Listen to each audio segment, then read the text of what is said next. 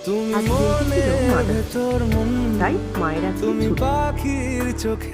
যথারীতি বাজারে গিয়ে মায়ের পছন্দের মাছ এনে লেগে পড়লাম রান্নার কাজে।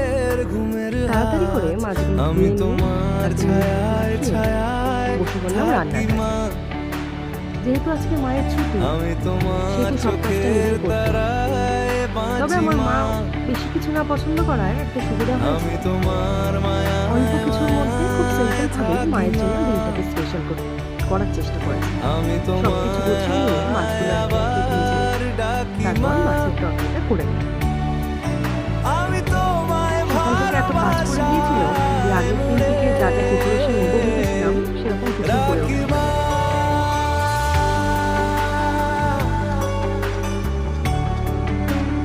যেটুকু পেরেছি সেটুকু করার চেষ্টা করি। যাক, মাছগুলো একে একে দিয়ে তরকারিটা রেডি হয়ে গেল।